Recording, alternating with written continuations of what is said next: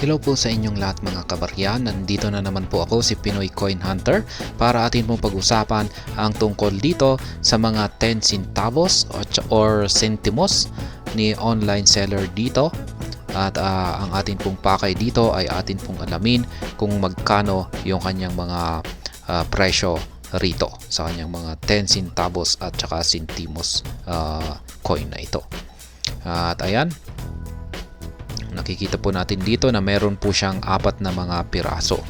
Yan, mga lumang-luma po ito na mga 10 centavos at saka centimos. Yan, unahin po natin dito. Yan, ang kanyang 10 centimos na may taong 1964. Ayan, pag ito naman po yung kanyang yan, sa kabila. Ayan, ganyan po yung kanyang disenyo, Central Bank of the Philippines. Ayan, ito naman po yung centimos naman po ito, 10 centimos.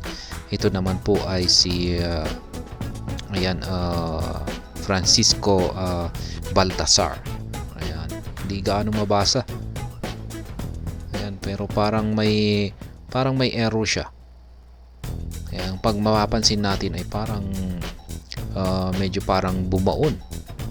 Yan, kitang-kita natin dito sa 10 ay parang bumaon siya rito ng bagya. Ito naman yung kanyang sa kanyang kabila. Dito po natin makikita yung kanyang taon na 1972. Ayan, parang may error, parang error po talaga siya, bumaon. Tapos ayan, kitang-kita natin dito sa kanyang kabila na bumukol po siya. At ayan, Republika ng Pilipinas. Ayan, halos magkapareho po sila dito sa 1964. Ayan, ng disenyo, pero yung ito, yung ay nasa kabila yung kanyang taon na 1964. Yung ito naman, yung 10 centimos na ito na Francisco Baltasar, yung kanyang taon ay nandito to naman po sa likod kung saan yung may lumang selyo ng Bangko Sentral ng Pilipinas. Ayan, dito po tayo para mas malaki. Ayan, mas malapit. Dito naman sa ibaba ay ganun din po. Si Francisco Baltasar na rin po yung 10 centimos na nandito. Republika ng Pilipinas. Yun nga lang at yung pagkakaiba rito ay nakaharap po siya dito sa ating bandang kanan. Samantalang yung itong 1972 na ito ay nakaharap po siya dito sa bandang kaliwa. Ayan, at saka mas maliit yung kanyang mukha rito sa yung nandito po sa ibaba. At ito po ay may taong 1982. Ibig sabihin ay mas bago po ito. Ayan, yun nga lang parang medyo mas maliit yung kanyang sukat. Ayan, pero sa tingin ko pareho lamang yung kanilang sukat dito. Yan naman po yung kanyang disenyo sa likod. Yan, pinalitan po. Ito po yung bagong lipunan. Yan, ang bagong lipunan. Yan, ito po yung ginamit ng ito naman yung lumang selyo ng Bangko Sentral, ang bagong lipunan na tinatawag po. Yan, 1982. Ngayon ay dito naman po tayo. Ito po yung gawa po ito sa aluminum. Masyadong magaan po ito. Ayan, at saka madaling masira yung ganito. Republika ng Pilipinas, ayun, ganun din po. Francisco Baltasar, at nandito po yung kanyang taon, 1992 po siya. Ayan, medyo mas malaki po yung disenyo. Ayan, yung nakaukit na ulo ni Francisco Baltasar. Ayan, yung nga lang at nakaharap din po siya katulad po ng nandito sa itaas na nakaharap po sila dito sa bandang ating kaliwa. Ayan, 1972 po ito. At ganito naman po yung kanyang ayan, ang kanyang kabaliktaran na disenyo. Ito naman po ay isang isda. At ayan, nakikita natin dito yung kanyang face value na 10 centimo.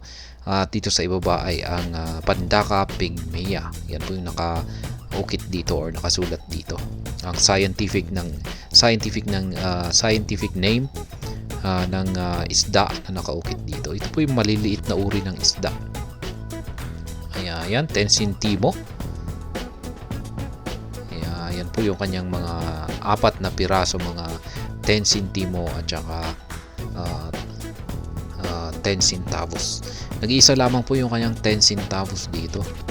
Yan, yung mga luma na ito, 10 centavos, ito po yung mga tinatawag na 10 mga centavos. Yan, yung mga, ito po yung mga sa panahon ng mga na pananakop ng mga Amerikano o yung kanilang panahon ng kanilang administrasyon. Kaya yan tinatawag pong centavos. Pero yung pumasok na yung bagong lipunan ay ayan, pinalitan na po ng mga centimos. Yan, kaya 10 centimos. Yung tatlo na ito ay ito po ay mga tinatawag na 10 centimos. At ito lang yung kanyang 1964 ang 10 centavos. Yan, yan po yung apat na magkakaibang disenyo ng ating mga lumang 10 centavos at saka 10 centimos. Mga pareho na rin ito. Pareho na rin po yung kanilang halaga. Ayan, 10 ngayon ay magkano ba yung benta rito ni online seller sa kanyang mga 10 centimos at saka centavos dito. Yan po ay yan po ang sunod nating aalamin. Ayan, 10 centavos or centimos Philippine coins. Ito po ay kanyang ibinebenta dito kay Carousel. At ayan, ito po ay kanyang ibinebenta sa halagang 150 pesos. Yan, siguro sa apat na pirasong ito ay binebenta po niya sa halagang 150 pesos.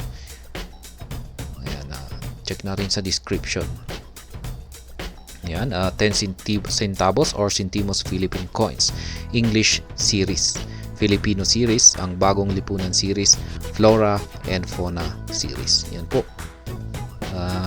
Yung una, yung ito yung English series po yan. Kaya 10 centavos. Ngayon, yung pangalawa ay Filipino series. Kaya po siya 10 centimos. Ayan, ang bagong lipunan series. Yan, ito po yung bagong lipunan series. Yung ito. Kaya yan po yung kanyang disenyo, ang bagong lipunan. Republika ng Pilipinas yung Filipino series. Kaya ayan, yung pang-apat po ay Flora and Fauna series. Ito po yan. Ayan, yung aluminum na yan.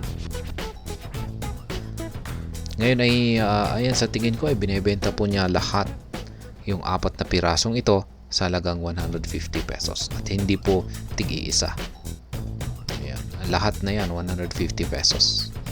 Kaya yan pong muli ang kanyang mga 10 centimos coin, mga 10 centimos or 10 at saka 10 centavos coin. Yan natin pong muling pagmasdan. At yan nga, base yung sa napansin ko rito, yan sa Filipino series na 10 centimos na ito ay mukhang may error siya. Yan, kung talagang pagmamasdan talaga natin ay parang bumaon siya. Ayan, ito naman yung kanyang reverse or yung kanilang mga yung kanilang kabaliktaran. At ayan, kitang-kita talaga natin, talagang bumukol. Parang may bukol siya rito. Ayan, kaya malamang baka error po talaga ito. Ayan, binebenta po niya ulit ito sa halagang 150 pesos. At ayan po, hanggang dito na lamang po tayo sa video na ito. Marami pong salamat sa panonood. Ingat po tayo lagi at God bless po sa ating lahat.